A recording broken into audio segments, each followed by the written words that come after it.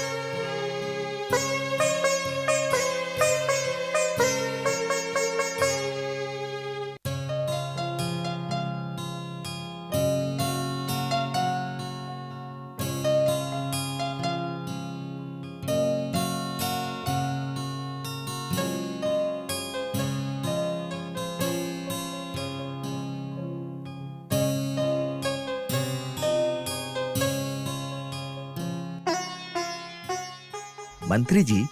जी प्रभु। ये तो बहुत अजीब बात है। हम लोग शिकार पर आकर ऐसे कभी रास्ता नहीं भटके थे। प्रभु, वो अकेले हिरन का पीछा करके हम खो गए हैं, ऐसा लगता है हमें। हाँ, जैसे श्री राम को वो मायावी हिरण ने भरमाया था, वैसे ही ये हिरण हम लोगों को भरमा रहा है। ये हमारे हाथ ही नहीं आ रहा है।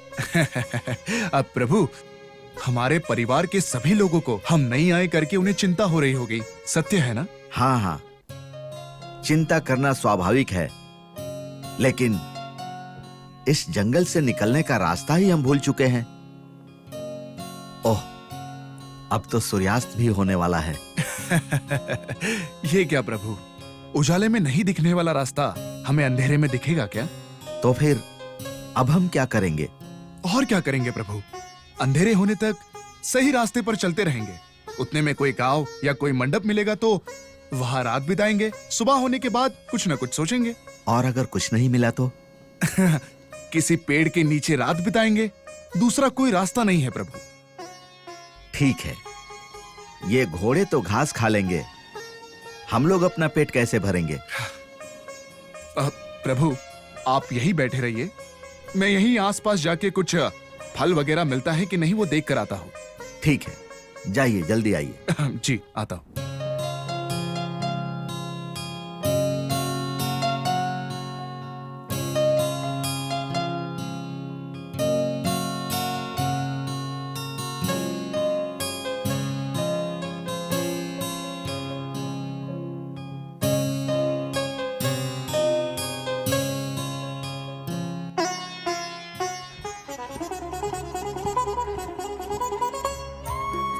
प्रभु, ये लीजिए।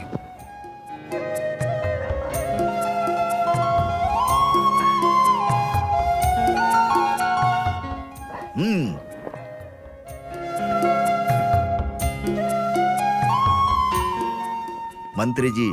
प्रभु, बहुत मीठे केले हैं, बिल्कुल अमृत की तरह लग रहे हैं। प्रभु, ये फल का स्वाद नहीं है, ये तो आपके भूखे रहने का परिणाम है। जब भूख लगती है तो कोई भी खाने की चीज मामूली ही क्यों ना हो, तो भी वो स्वादिष्ट लगती है। आप सही कह रहे हैं मंत्री जी। राजमहल में शाही खाना खा खाकर मेरी तो भूख ही मर गई थी, आज भूख जागी है। हो सकता है इसीलिए आज ऐसी परिस्थिति पैदा हुई। ये लीजिए, खाइए। जैसी आपकी आज्ञा।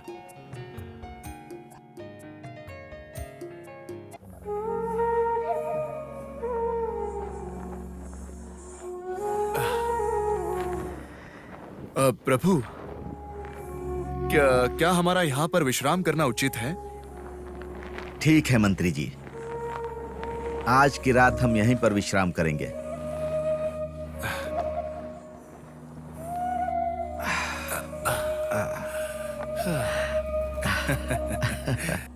प्रभु, ये असमतल जमीन शायद आपके बदन को दर्द देगी। सुबह से ही घोड़े पर बैठे बैठे शरीर अकड़ गया है मंत्री जी। मंत्री जी, जब राजमहल में रहते हैं तो पलंग पर लेटते ही नींद आ जाती है और सुबह उठते ही शरीर पूरा हल्का हो जाता है। लेकिन प्रभु, हमारी प्रजा में कितने लोग गरीबी में त्रस्त हैं। उनमें से कितने लोग बहुत ही गरीब हैं।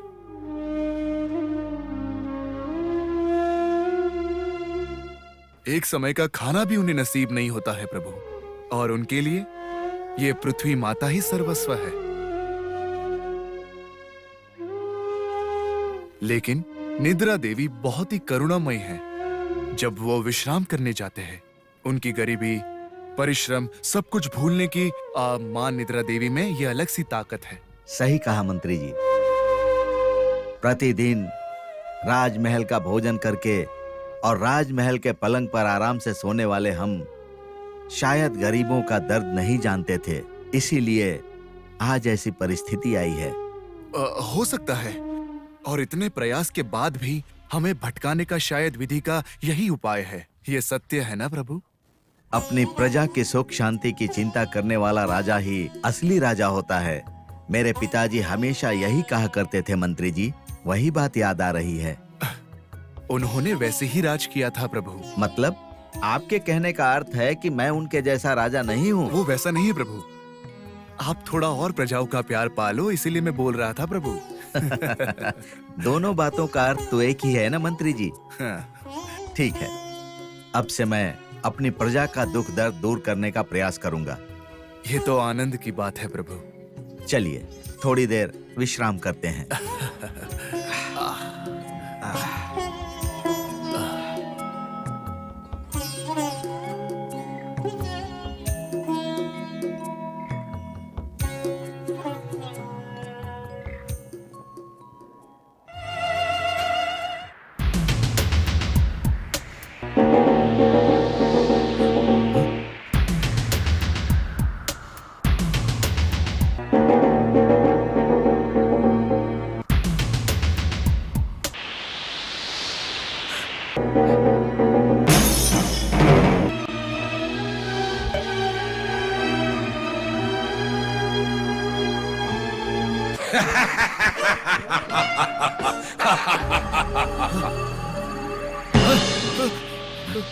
कौन है तू? एक तो मेरे ही घर में घुसता है और पूछता है मैं कौन हूँ।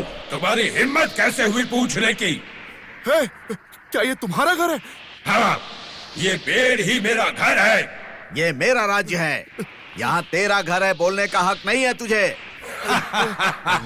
ओ, तो ये तेरा साम्राज्य है, इस पर मेरा कोई हक नहीं। तो मुझसे लड़ और इसे जीत कर ले जा। मैं हार गया तो तेरी बात मान लूंगा। मैं ब्रह्म राक्षस हूँ, इंसान मुझे हरा ही नहीं सकते हैं। अरे भाई, हम शिकार के लिए थोड़ी ना आए हैं यहाँ। कहो तो चले जाते हैं। बिना मेरी अनुमति के तुम लोग मेरे घर में घुस आए। तुम लोगों की सबसे बड़ी गलती है और इसके लिए तुम्हें दंड जरूर मिलेगा। मुझे दंड देगा तू? कैसा दंड? तुम दोनों को मैं अपना आहार बनाऊंगा। क्या कहा? आहार बनाएगा? आहार बनाऊंगा। ठीक है, अनजाने में हमसे भूल हो गई, क्षमा चाहते हैं। ठीक है, तुम दोनों में से किसी एक को ही खाऊंगा मैं, दूसरे को छोड़ दूंगा। तैयार हो जाओ। नहीं नहीं, मुझे नहीं, मुझे मत खाना तुम। देखो, मैं राजा हूँ, मुझे जिंदा रहना ही होगा। तुम दूसरा कुछ मांग लो, धन, धान्य, संपत्ति, पशु, पक्षी, जो चाहो मैं दे सकता हूँ तुमको।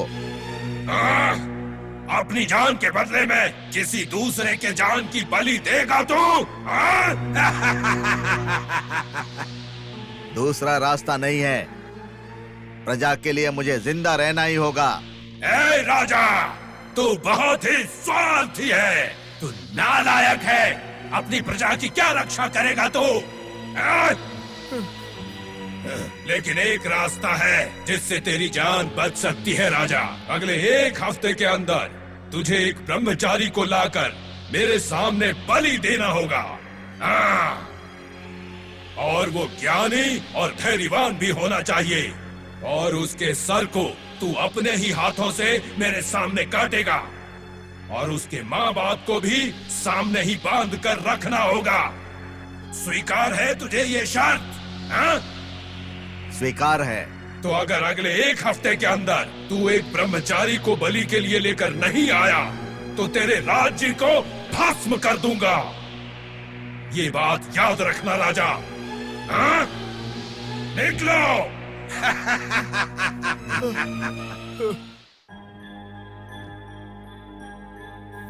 प्रभु को मेरा प्रणाम। आपने हमें बुलाया? हाँ मंत्री जी, बैठ जाइए। मंत्री जी। जी प्रभु। 2 दिनों से मुझे नींद नहीं आ रही है, खाना भी नहीं खा पा रहा हूं। उस ब्रह्म राक्षस की ही चिंता रहती है मुझे भी ऐसा ही लग रहा है प्रभु। क्या करना चाहिए मेरी समझ में नहीं आ रहा। हम ऐसी परिस्थिति में घिर जाएंगे हमने सोचा भी नहीं था। प्रभु, उस ब्रह्मा राक्षस के बारे में सुना था बस, लेकिन हमें उनका सामना करना पड़ेगा करके मैंने कभी नहीं सोचा था। उस ब्रह्म राक्षस के पास इतनी शक्ति आई कहां से मंत्री जी? वो दैव शक्ति है प्रभु, लेकिन अभी हमें इस कठिन परिस्थिति से कैसे बाहर निकलेंगे उस बारे में हमें सोचना होगा प्रभु। हाँ, उस ब्रह्म राक्षस ने जो समय दिए थे उसमें से 2 दिन तो बीत चुके हैं। मंत्री जी, अगर हम 7वें दिन उसके पास नहीं गए तो क्या वो सच में हमारा नाश कर देगा? अवश्य प्रभु, वो कोई मजाक में नहीं बोल रहा था प्रभु, और ऊपर से आपके राजा होकर दी हुई बात से मुकरना एक जुर्म है प्रभु। ऐसा है तो कारागार से किसी एक बंदी को निकालते हैं और उसके पास लेकर चलते हैं। लेकिन ये कैसे साध्य है प्रभु? उसकी शर्त के अनुसार एक युवा होना चाहिए, धैर्य और बहादुर होना चाहिए। जब उसकी हम लोग बलि देंगे उस वक्त उसके माता और पिता उसका हाथ और पैर पकड़कर रखना चाहिए प्रभु। वैसा कौन है मंत्री जी? और फिर हम ऐसी बात किसी से पूछेंगे कैसे?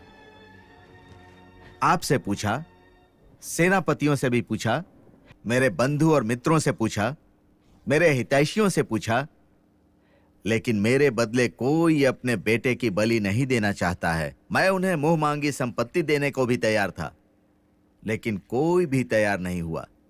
जान का दाम नहीं लगता है प्रभु। तो फिर अब आगे क्या करना होगा? क्या मैं ब्रह्म राक्षस को दिए वचन से मुकर जाऊं?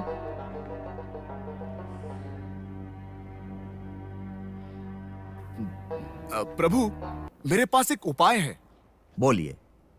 एक सोने की बालक की मूर्ति बनाकर जो भी ब्रह्म राक्षस के लिए अपनी मर्जी से बलि के लिए राजी होगा, उनके माता पिता को वो मूर्ति दे देंगे करके ऐलान करेंगे तो अवश्य कोई मिल जाएगा प्रभु। अच्छा उपाय है मंत्री जी। हो सकता है इस बात से कोई गरीब मान जाए। मैं अभी जाके उस लोहार को देख कर आता हूं प्रभु। हाँ, जाइए।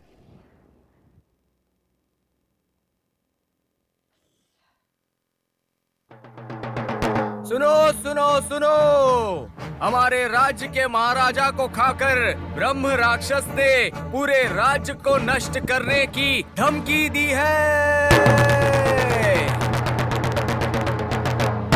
सुनो सुनो सुनो, राजा के बदले एक युवक की बलि देंगे तो ब्रह्म राक्षस परेशान नहीं करेगा, ये वादा किया है। माँ, माँ, माँ,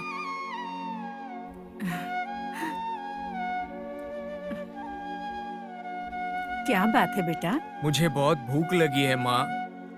माँ, मुझे गुरुकुल भी जाना है, कुछ खाने को दे दो माँ। माँ, माँ, तुम्हारी आंखों में आंसू क्यों हैं? क्या मुझसे कोई गलती हुई है माँ? नहीं बेटा, तेरी कोई गलती नहीं है बेटा। गलती तो उसकी है जिसने मुझे दरिद्रता में डाला। मेरा इकलौता बेटा, उसे भूख लगी है और मैं खाने के लिए कुछ नहीं दे पा रही। ऐसी परिस्थिति की वजह से रो रही हूँ मैं। माँ, जाने दो माँ। घर में कुछ नहीं है ये जानकर भी मैंने खामखा पूछ लिया माँ। माँ, मुझसे भूल हो गई माँ। ऐसा मत बोलो बेटा, तुमने कोई भूल नहीं की। भूख कुछ नहीं समझती। माँ, क्या मैं तुमसे एक बात पूछ सकता हूँ माँ? पूछो ना बेटा। माँ, तुम खुद एक महान देव भक्त हो और पिताजी भी देव भक्त हैं। वो तो कई वेद वेदांगों में पारंगत हैं। तो हमें इतनी मुश्किल क्यों है माँ? 2 समय के खाने के लिए भी हमें इतनी मुश्किलें क्यों झेलनी पड़ रही हैं? माँ, क्या उस भगवान की आंखें नहीं है माँ? उन्हें हमारी दया नहीं आती माँ? भगवान के लिए अपशब्द नहीं बोलते हैं बेटा, क्योंकि जिसके जो भाग्य में होता है उसे वो अवश्य देते हैं। अगर वो देते तो हमें इतनी तकलीफ क्यों झेलनी पड़ती? जो भूख से डरता है वो जीवन में कुछ हासिल नहीं कर पाता बेटा। पिताजी, मैंने तुम्हारी बातें सुनी, लेकिन जो भूख पर नियंत्रण कर लेता है वही स्थित प्रज्ञ की पहली सीढ़ी चढ़ता है। विद्या, पूर्णम, नसुकम, नलिंद्र, इन सब का क्या मतलब है जानते हो? मैं जानता हूँ पिताजी। सच कहूँ तो मुझे अपनी या मेरी भूख की चिंता नहीं है। दरअसल मैं आप दोनों के संकट के लिए परेशान हूँ। मेरे जैसा बेटा होकर भी आपका जीवन परेशानियों से भरा है, इस बात का कष्ट है मुझे। तू अभी छोटा है बेटा, बड़ा तो हो ही जाएगा। लेकिन तुझे ज्ञानी बनना है, अपने पिता जैसा। मैं हमेशा यही सोचता रहता हूँ कि आप दोनों का जीवन सुख शांति से कैसे व्यतीत हो, और यही मेरी इच्छा है माँ। उसके लिए सही समय की प्रतीक्षा करनी होगी। अभी जाओ, गुरुकुल को जाओ बेटा।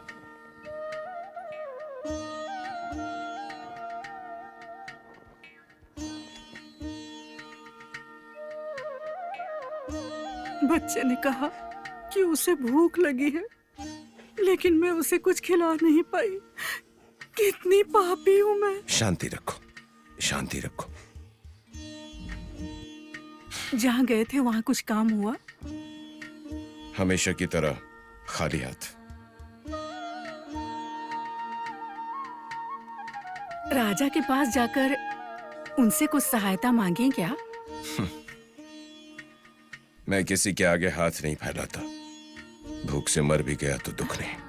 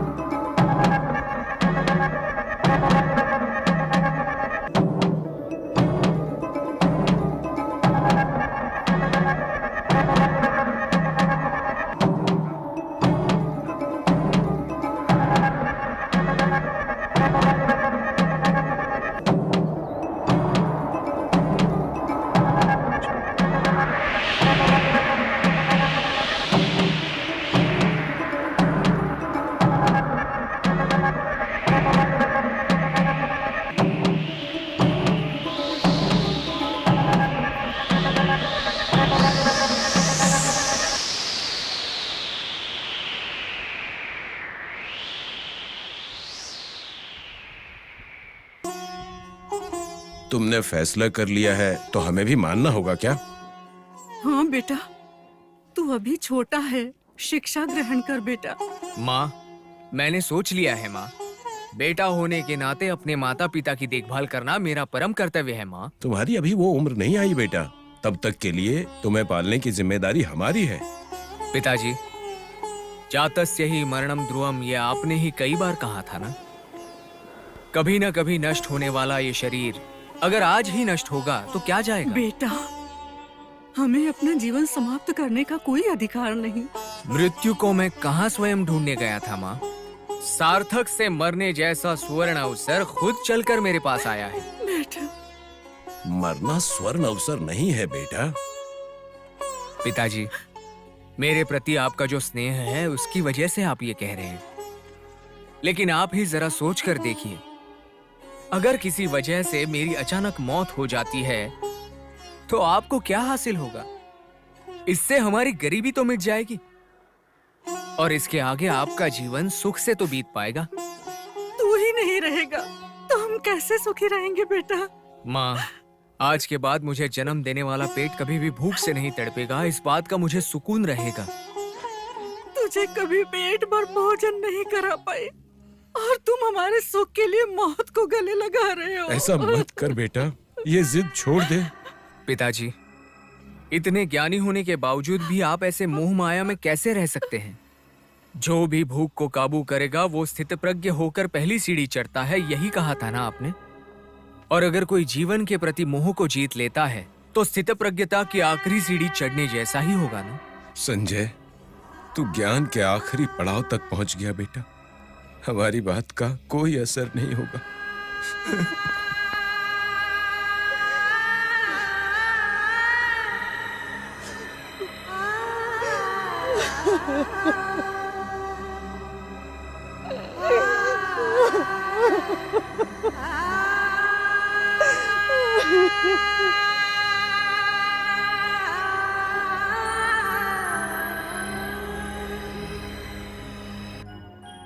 आप लोगों को मंजूर है ना? हाँ, मंजूर है महाराज। तुम्हारे माँ बाप को बोलने दो। जिन्होंने मुझे जन्म दिया है, अगर ये बात वो कहेंगे तो बहुत क्रूर लगेगा मंत्री जी। तू वहां जाने के बाद अगर मन बदल दिया तो कठिन होगा। क्षमा करें मंत्री जी, बात को मुकरने का संप्रदाय हम में नहीं है और इसके लिए हमारी गरीबी साक्षी है। आप क्या कहते हैं? हमारे बेटे के इस महान त्याग के आगे हम सब छोटे हैं महाराज।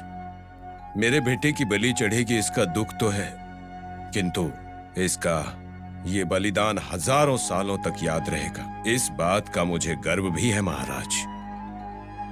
पिताजी, इस सांसारिक दुनिया में आपको सुख और मुझे इस भाव बंधन से मुक्ति मिल सकती है। आहा, आहा। शाबाश, शाबाश बालक, तुम्हारे इस उच्च विचार के लिए तुमको मेरा नमस्कार।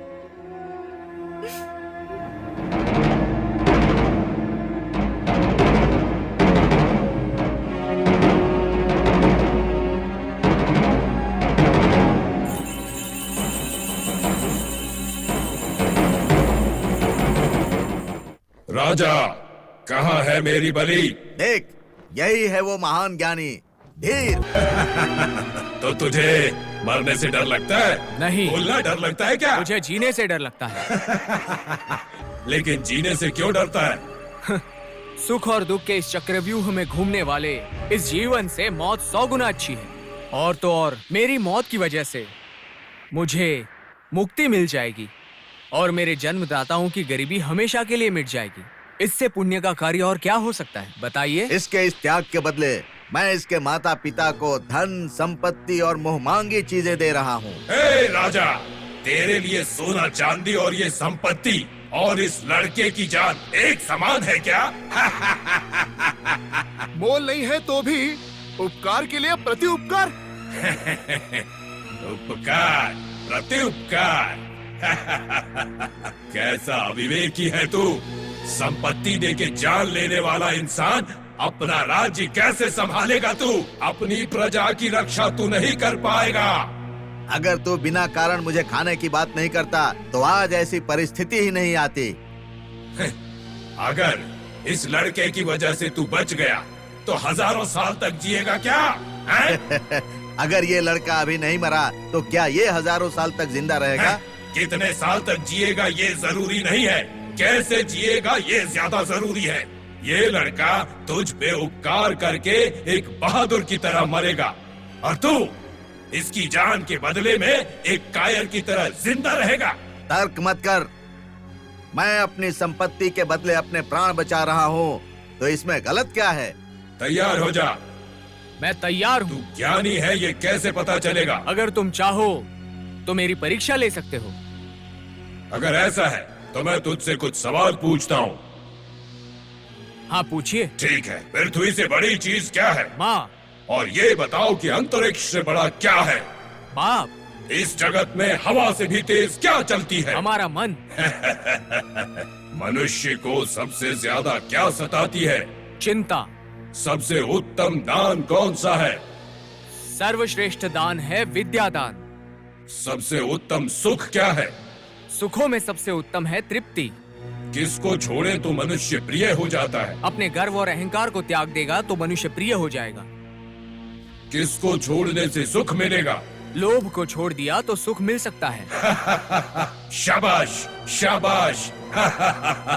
महाभारत में जो सवाल धर्मराज को यक्ष ने पूछा था वही आप मुझे पूछ रहे हैं।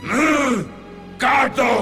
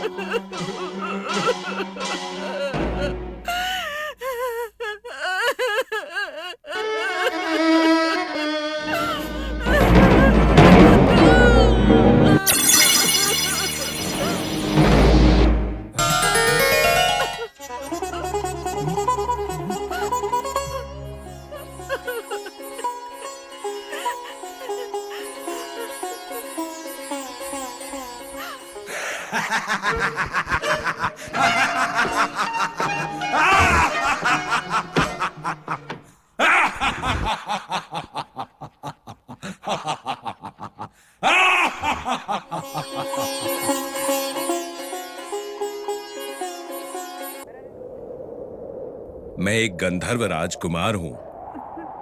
इतने सालों तक मैं एक शाप के प्रभाव में था।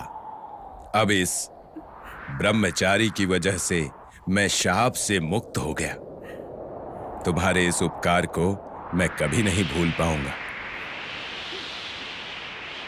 ब्रह्मचारी, तुम्हारे इस त्याग के मनोभाव की मैं प्रशंसा करता हूं। तुम्हारा कल्याण हो। तुम्हारे जैसे बेटे को पाने वाले तुम्हारे माँ बाप का भी कल्याण होगा। भला हो। अब सब अच्छा ही होगा आप लोगों के जीवन में और तुम्हें हर तरह की खुशी मिले। धन्यवाद। धन्यवाद।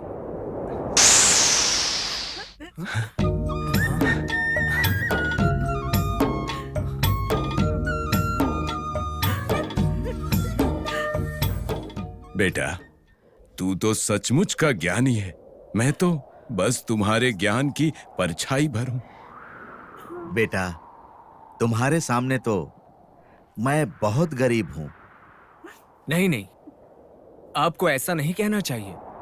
आप तो राजा हैं और उसके साथ आप प्रजा के भगवान हैं। हम सभी के भगवान।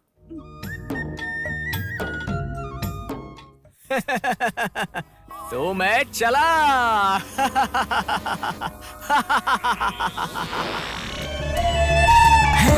सुनो आज सब तुम ये मुझसे कहानी, विक्रम बेताल की कहानी, विक्रम बेताल की कहानी। बरसों से आए सुनते ये अनोखी कहानी, विक्रम बेताल की कहानी।